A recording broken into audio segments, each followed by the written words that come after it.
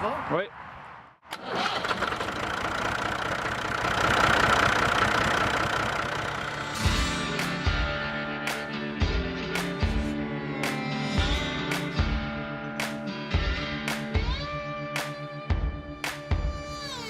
Bonjour tout le monde et bienvenue à La Voix agricole. Cette semaine, nous vous proposons une émission très spéciale parce que nous allons aller faire du chien de traîneau au chenil du sportif dans Charlevoix.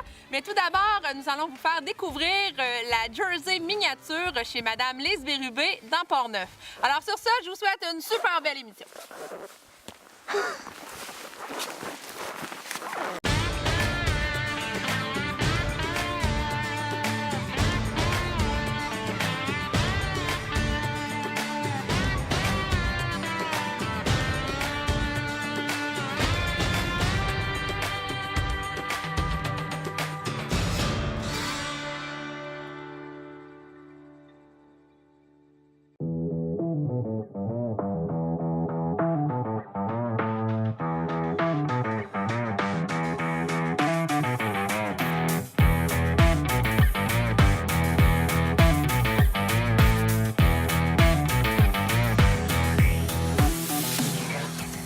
Mon nom est Lise Bérubé.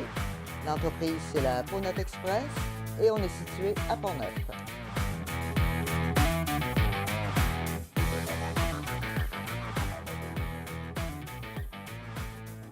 Pourquoi justement vous avez eu l'idée de démarrer cette entreprise-là? Parce qu'on est des passionnés, même un petit peu jusqu'à la folie, mais on sait que la petite Jersey miniature va être terriblement utilitaire par sa production laitière, à cause de sa qualité de lait, autant au niveau gras et protéines. Puis si on se fie à nos petits chevaux miniatures, on dit que ça va être merveilleux.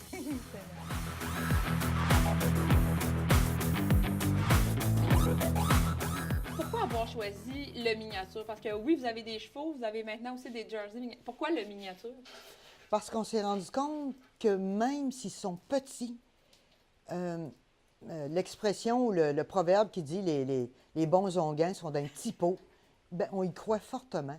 Puis tellement qu'on va le démontrer au cours des prochains mois. Puis là, qu'est-ce qui s'est passé exactement? Bon, là, vous avez vos Jersey miniatures. Qu'est-ce qu'on en fait de ces petites vaches-là? Là, on va les laisser grandir. Ensuite de ça, en 2016, ils vont commencer à nous donner des embryons. On a de la semence de 5 taureaux miniatures différents, 5 futurs papas, puis on va les utiliser. Il va rester à nous trouver des mères porteuses, mais ça ne sera pas difficile, parce qu'étant donné que lors de la mise bas, c'est des petits veaux, la vache, elle accouche comme un lapin. C'est facilitant, hein? Très. Et ça vient d'où, ces Jersey miniatures-là? Parce que là, vous le disiez tout à l'heure, pendant qu'on travaillait, il n'y en a pas au Québec encore, là. Non. Elle vient d'où, cette vache-là? Ça vient de l'île de Jersey, vraiment, où a débuté la vache Jersey. Sauf qu'il y en a qui l'ont repris et ils l'ont travaillé, manipulé pour la ramener comme qu'elle devrait être. Qu'elle soit tout petite, mais costaude, puis, tu sais, une petite vache là, trapue, là, mais qui fait sa place. Puis, Oui, ça ressemble à quoi le caractère, le comportement de ces vaches-là? Le Parce que la comportement- Jersey, on la connaît un peu. Ouais. Est-ce que c'est similaire? Vraiment similaire, c'est polyvalent. Tu vas promener ça en laisse comme un chien. Ça demande rien. Rien. C'est- Au niveau de l'emplacement, parce que c'est plus petit, au niveau de l'alimentation, les taux sont réduits pour la garder. Ça va faire une belle image.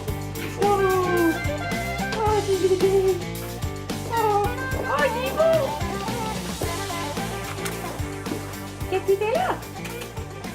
Et là, vous voulez vendre des embryons, donc à des producteurs. Ouais. Donc, eux, ils vont faire quoi?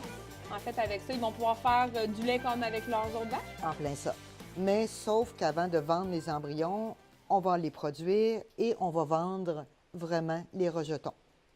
Les mâles vont quitter ici vraiment stérilisés parce qu'on ne veut pas que tous les efforts qu'on a mis soient déjà sur le marché à monsieur, madame, tout le monde. On veut un certain contrôle. Tous nos animaux vont être vaccinés, enregistrés à Jersey Canada, avoir le carnet de santé, écorné aussi au besoin, et un contrat. Un contrat dans le sens, le mâle, soit qu'il soit gardé par animal de plaisance ou autre. Les femelles, il y a un contrat dessus au niveau de la reproduction. Les embryons vont tous partir d'ici. Nous autres, on veut vraiment une qualité supérieure de petites vaches, d'excellentes laitières, à bon caractère, bon tempérament. Puis en même temps, on va avoir le contrôle sur la génétique.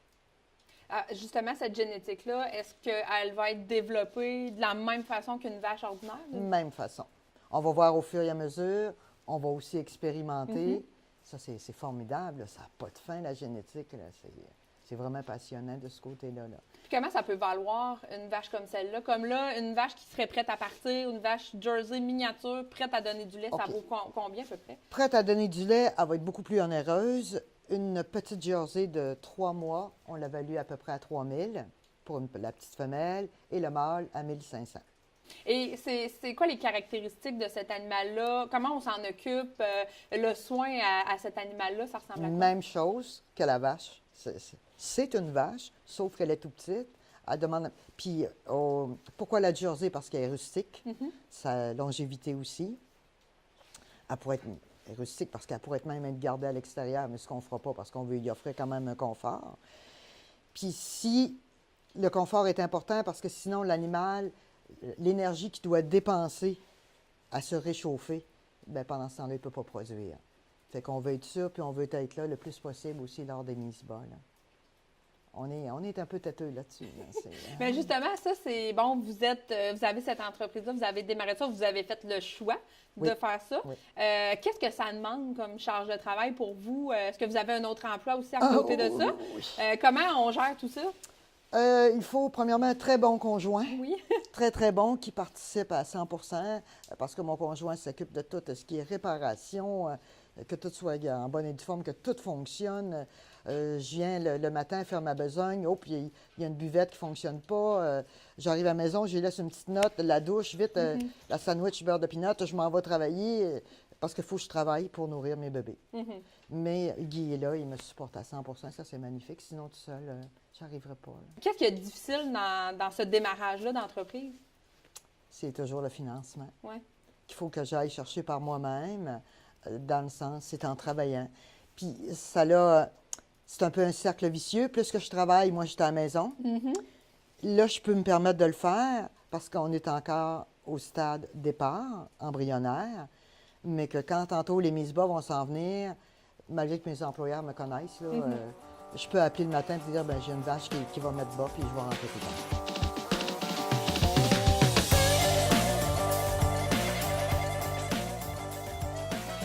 Lise, tout à l'heure, on travaillait. Bien, vous m'avez fait travailler et c'est bien correct. C'est quoi l'importance, justement, pour vous de manipuler les... Pourquoi vous voulez qu'on manipule à ce point les animaux? Parce que brosser des vaches, c'est pas tout le monde qui fait ça. Puis plus qu'on les désensibilise, puis ils sont heureux. Ces animaux-là, de se faire caresser, c'est du temps qu'on leur met. Puis après ça, ils sont plus faciles, on les manipule, amène ça au clos, peu importe.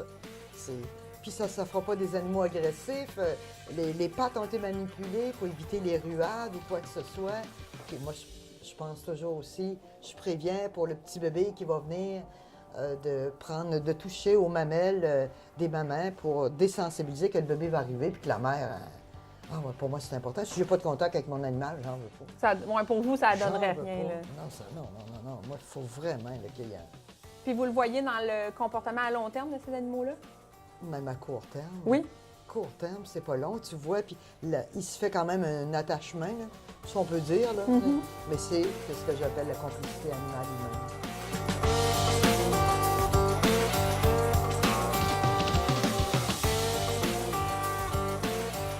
Comment vous voulez développer votre entreprise? Parce que là, on a vu, vous avez présentement 3 veaux qui sont là. Vous voulez emmener votre entreprise où? À quel moment? Moyen et long terme, vos projets d'entreprise? Projet d'entreprise, tant que j'ai la santé, on fonce à 100 Voulez-vous augmenter le nombre d'animaux? Oui. Jusqu'où vous voulez aller? Jusqu'à une qualité, pas la perfection, elle n'existe pas, mais le maximum. Est-ce que vous voudriez faire ça à temps plein? Je pense, oui, je voudrais à temps plein, mais monétairement, je ne peux pas. Est-ce que vous avez les installations qui pourraient vous le permettre? Oui. Qu'est-ce que ça prend comme installation pour ce genre d'animal-là? La même chose que toutes les productions bovines. Ben, même chose, non, parce qu'il y a des animaux qui sont gardés à l'extérieur à l'année, là, plus les animaux de boucherie. Nous autres, on veut les garder à l'intérieur, mais c'est d'avoir du pâturage. S'il n'y en a pas suffisamment, on installe des mangeoires puis, pour que les animaux s'alimentent adéquatement. Et ça ressemble à quoi l'alimentation de ces animaux-là? Nous autres, jusqu'à date, c'est vraiment moulé, céréales et foin.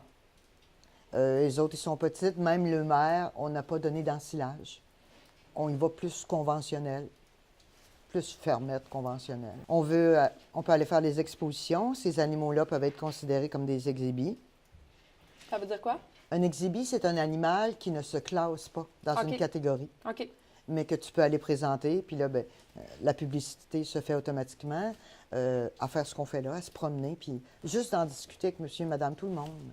On vient de faire l'acquisition d'un petit chaton, puis la petite madame nous a dit « je vais bientôt aller chez vous. » Bien, ça s'est fait la journée même. Puis elle s'est dit « Bon, OK, la prochaine mise bas est telle date. Si c'est un taureau, je le veux. » Est-ce que vous avez espoir justement que ça y aille bien, que ça y aille vite? Comment vous espérez voir ça? Que ça aille vite, pas nécessairement parce qu'on veut la qualité avant. C'est pas juste faire de la vente pour faire de la vente, mais d'offrir un produit de qualité. Puis on veut que ça fasse comme avec les petits chevaux miniatures, la clientèle va revenir.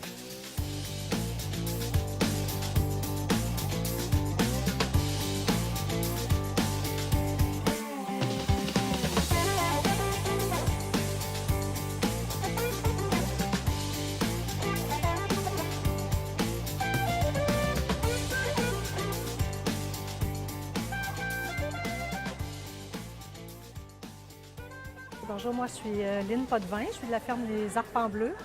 C'est une entreprise qui existe depuis à peu près 9 ans. Qu'est-ce qu'on retrouve là? Vous êtes ici au marché du Vieux-Port à Québec.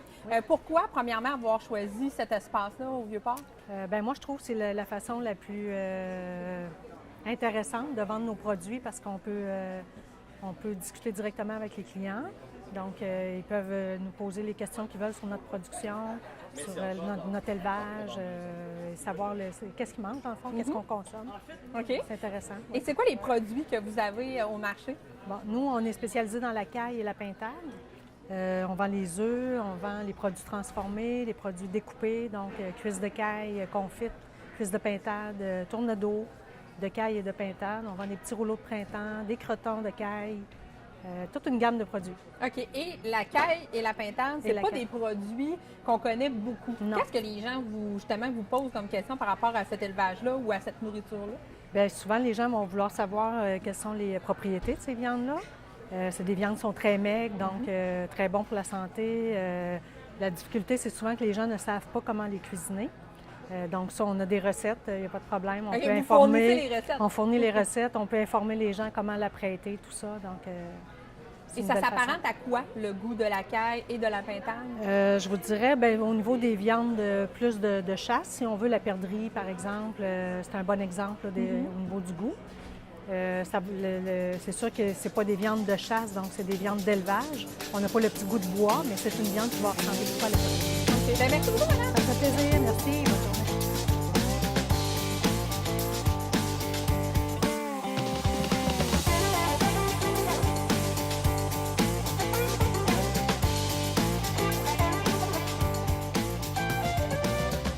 Bonjour, Karine Godreau, on est au Chenil du Sportif, on est aux éboulements dans Charlevoix. Bien, c'était mon père qui avait ça avec, dans le fond, ses frères. Et puis après ça, il a acheté plus tard, à peu près 5-6 ans, là, d'un de ses beaux-frères. Lui, avant ça, il avait hospi Charlevoix avec un ami, dans le fond. Puis après ça, ils ont acheté une entreprise, le Chenil du Sportif, avec ses frères. Puis on vend à peu près une 50aine de chiens, dans le fond, quand ils ont commencé. Et puis après ça, tu sais, on grossit d'année en année, là. Fait que c'est déjà, 25 ans d'histoire. Là, vous, Ouais. est-ce que vous prenez comme un peu, on peut dire, la relève de votre père? Ouais, là, je le remplace parce que lui, il travaille à l'extérieur. Fait que là, c'est moi qui s'occupe de l'entreprise. Puis comment ça fonctionne, une entreprise de chiens de traîneau? Parce que là, c'est pas à l'année. Comment ça marche, cette entreprise-là? OK. Ben, tu sais, on est... Et les gens nous téléphonent pour, tu sais, il faut faire des réservations avant parce que des fois, on a des journées complètes, là, surtout dans les périodes plus achalandées comme Noël puis les semaines de vacances. Et puis, tu sais, on part 2 personnes par traîneau et puis on s'en va dans notre belle région, dans les montagnes. Justement, là, ça prend quel genre de terrain ici? Parce que les chiens, ils partent en traîneau, ils partent loin, j'imagine. Comment on s'organise pour les sentiers? Les sentiers, ben ils sont tapés et puis on part ici, on est chez nous. Mais dans le fond, dans la forêt, on est sur des amis qui viennent au moins une fois par année en traîneau pour bénéficier de nos beaux sentiers. Et puis on loue aussi des terrains, là. Vous avez des ententes, finalement? Oui, on a des ententes. OK. Et est-ce que vous passez sur les terrains des producteurs agricoles, sûrement? Oui. Oui, dans le fond, juste à côté, c'est mon oncle. Et puis, tu sais, on passe chez eux, là, c'est agricole. OK. Et puis, comment ça se passe avec les chiens? Pour eux, là, mettons qu'il y a un groupe qui arrive, ils veulent partir en traîneau. Comment ça fonctionne, toute la préparation? OK, bien, nous, ils commencent à rentrer à l'intérieur. On vérifie s'ils sont bien habillés, bien important. Et puis après ça, tu sais, on va à l'extérieur. Les guides vont rejoindre les guides dehors. Et puis là, c'est de là, à partir que les guides vont leur donner un petit cours parce qu'ils sont 2 personnes par traîneau. Il y en a un qui va conduire, l'autre va s'asseoir. Et puis, ils vont pouvoir échanger là, en cours de route.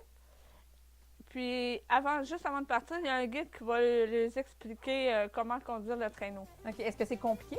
Non, sur le traîneau, il y a un frein, puis tu sais, c'est très facile.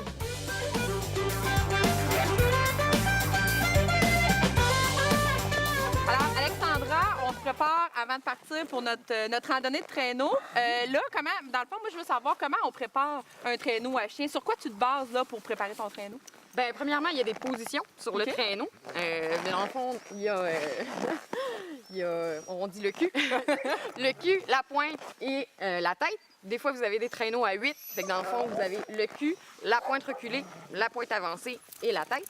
Puis ça, veut pas, ça va en fonction des habiletés des chiens, là, veut pas, leur capacité, c'est quoi leur job à eux autres. Il y a des chiens de tête, bon, ben comme qu'on voit, ça va en avant. Fait que c'est des chiens, eux autres, qui sont quand même assez disciplinés pour aller en avant puis tenir la ligne, si tu veux. Les chiens en arrière, ben, des fois, ils peuvent être aussi bons qu'en avant. Mais en général, ceux qu'on place en arrière, c'est parce qu'ils ont leur job à eux autres. Ils sont plus forts, là, sûrement. Sont-ils plus résistants, plus forts? Ça dépend. Chacun a sa force. Okay. Comme je te dis, là, les chiens de tête, eux autres, c'est une force de responsabilité, si tu veux. Là, sans eux, les chiens en arrière, peu importe comment ils sont forts, le traîneau avance pas. OK. Fait que c'est chacun des leaders sa force. en avant. Oui, là. exactement. Okay. Exactement. OK. Fait que toi, il faut que tu connaisses les chiens comme le fond de ta poche. Là. Pas mal, oui. Ben, si tu veux que ça aille bien, ça, c'est sûr que... Ben, ça fait depuis combien de temps t'es ici, toi? Moi, ça fait 4 ans que je fais ça. OK. Fait que dans le fond, tu connais quand même l'élevage qui est là. Oui. Mais il y a un commencement, il y a un début à tout. Oui, veux pas.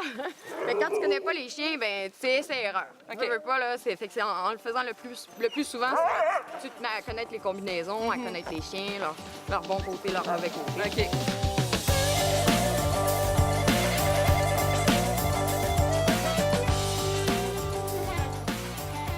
Là, les chiens, quand vous partez en traîneau, comment ils savent où est-ce qu'ils s'en vont? Bien, il y a toujours un guide qui est devant. Et puis après ça, les autres vont juste suivre. Fait que dans le fond, ces chiens-là, c'est vraiment des suiveux. Oui, c'est des suiveux. OK. Et qu'est-ce que ça prend comme préparation pour les chiens? Est-ce qu'il y a une préparation particulière? Ben, quand ils sont jeunes, il faut commencer à les entraîner parce que, tu sais, ils savent pas comment tirer. OK. Fait que d'être là, c'est après ça, sinon, ça prend pas de préparation particulière, là. Ils l'ont dans le sang. C'est la race qui fait ça, là. Ouais. Et c'est quelle race qu'on a besoin pour faire du traîneau à chien? Nous, on a des huskies. OK. Et pourquoi ce chien-là? Qu'est-ce qu'il y a de particulier? Ben, c'est un chien qui est assez... Ben, tu sais, premièrement, on n'emmènera pas un chihuahua. Non, ça va passer fort. Pas assez poilu non plus, là. Tu sais, il faut vraiment qu'il... Parce qu'à moins 20, il faut vraiment qu'il soit capable d'endurer le froid dehors. Et puis, tu sais, il faut vraiment qu'il soit aussi dans l'endurance. Parce qu'il va faire ça au moins toute une journée. Et combien d'années un chien de traîneau peut travailler? Entre 7 à 10 ans. 7 à 10 ans? Ouais. Puis qu'est-ce que vous faites quand le chien il est rendu trop vieux? Est-ce que vous le gardez quand même? Ben, on a des préférés qu'on garde à la retraite. Et puis sinon, j'essaye de trouver une maison de famille. OK. Fait qu'il y a des familles qui peuvent adopter ces Oui, chiens-là. oui, il y a des familles qui peuvent adopter nos merveilleux chiens. Puis à quel moment de leur vie ils commencent vraiment à dire on part en traîneau avec le reste de la gang? À quel âge à peu près? On commence vers tout dépendamment de la saison quand ils sont nés, mais à 8 mois, on commence à les pratiquer. Fait qu'à 1 an, là, c'est déjà des bons chiens. OK. Puis j'imagine que dans le groupe, il y a différents tempéraments, différentes forces. Comment on attelle les chiens sur un traîneau, par exemple, quand on va partir? Comment on décide quel chien on met où? Par traîneau, on met 6 chiens. Fait qu'on met ceux-là qui vont écouter le plus devant, et puis les plus forts derrière. Et puis, tu sais, chaque caractère, fait qu'on essaye, il faut connaître le caractère du chien. Fait que des fois, on met un chien plus agressif avec une femelle plus agressive, parce que sinon, la femelle va sauter sur son voisin. Il y a de la chicane, là. Ah oui.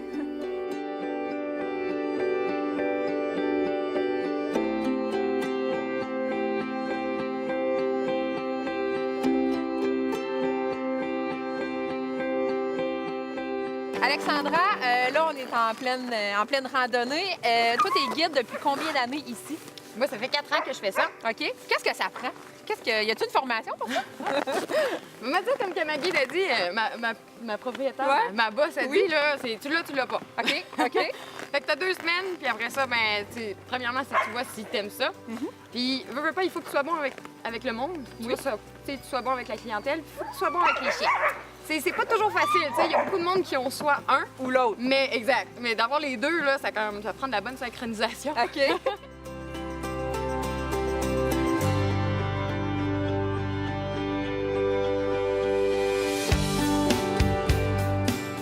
Qu'est-ce qui est le plus le fun à faire dans ce métier-là? Le sport. Oui, le sport en C'est tant sûr. que tel. Le sport en tant que tel, écoute, c'est un gros rush d'adrénaline. Là. T'as vu quand on est parti, c'est parti vite, là. C'est comme excitant avec les chiens, ça fait comme une magie, là. Puis t'as vu, moi j'ai mon chien en avant, fait que ça fait comme une dynamique, c'est une équipe, c'est le fun.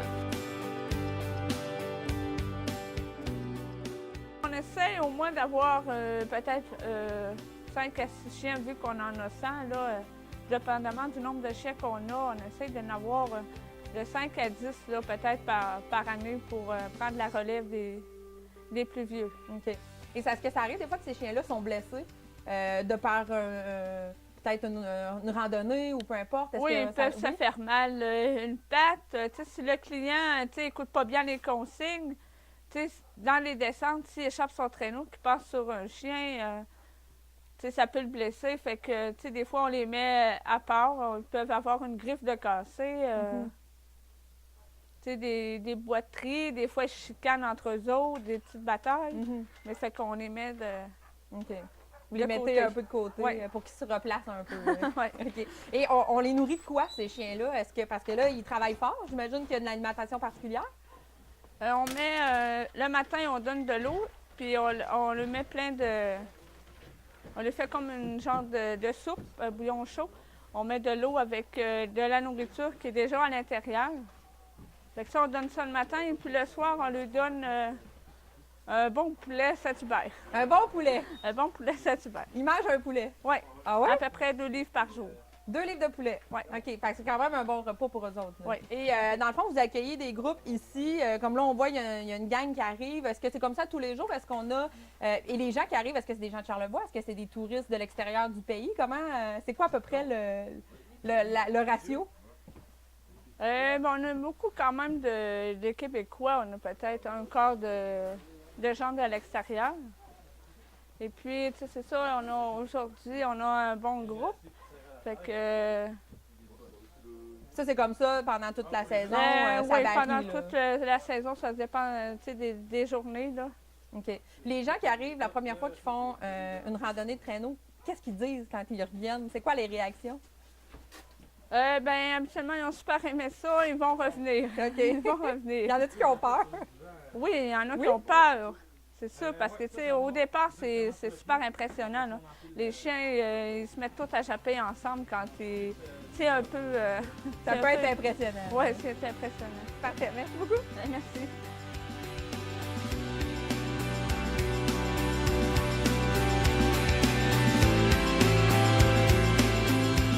Alors Catherine, cette semaine, on a besoin d'un petit côté historique sur notre thème d'émission qui est les productions non conventionnelles. C'est un peu flou peut-être pour toi, mais est-ce que tu as trouvé des choses sur des productions qui n'étaient pas très traditionnelles jusqu'à notre époque? Mais oui, Cathy. Écoute, quand on parle ici de production non conventionnelle, ce qu'il faut comprendre, c'est que tout ce qui n'était pas axé sur la nécessité, bien, c'est quelque chose qui est venu beaucoup plus tard, hein, parce que dans la mesure où on était encore en train de s'installer dans les années 1700, 1800, penser à faire de la vache miniature pour le fun ou d'élever des petits cochons de compagnie, c'est pas quelque chose qui était vraiment en tête pour nos ancêtres. Donc, on était vraiment dans une optique fonctionnelle. Qu'est-ce qui allait être pratique, qu'est-ce qui allait rapporter, qu'est-ce qui allait être rentable pour la famille, pour la terre, pour la ferme.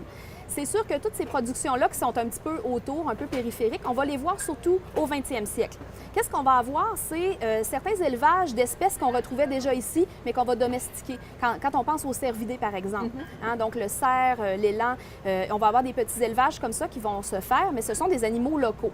On va avoir aussi des animaux qui viennent de très loin, quand on pense à l'émeu, à l'autruche et même à l'alpaga. Donc ça, ce sont des productions. On va chercher un animal qui est quand même qui peut être adapté au climat québécois, mais qui vient de très loin et on va construire vraiment de toutes pièces quelque chose autour de l'élevage de cet animal-là. Mais on peut avoir aussi quelque chose d'un peu plus... on sort du domaine alimentaire ou fonctionnel, par exemple le chien de traîneau. Alors là, on est dans la traction animale, mais un peu plus pour le plaisir, parce que, contrairement à ce que certains Français pensent, non, au Québec, on ne se déplace pas en chien de traîneau pour aller faire nos commissions, mais ça reste quand même une balade qui peut être très agréable à faire. Donc, il va y avoir cet élevage-là très particulier, certains endroits, entre autres dans la région de la Capitale-Nationale, où on va avoir des balades en chien de traîneau qui sont possibles. Mais on voit que ce sont vraiment des productions animales qui sont plus minoritaires, évidemment, par rapport à la production alimentaire ou fonctionnelle. Parfait. Merci, Catherine. Je t'en prie. Merci d'avoir été des nôtres pour cette émission plutôt originale de la Voix agricole. Merci à tous nos invités de cette semaine, Madame Lise Bérubé et également Karine et Alexandra du Chenil du Sportif. Ben moi, évidemment, vous voyez, là, les chiens m'attendent, je dois y aller parce que j'ai pas fini ma randonnée. Donc, on se laisse avec des images la semaine prochaine. Salut! Êtes-vous prêts, les gars? Les filles,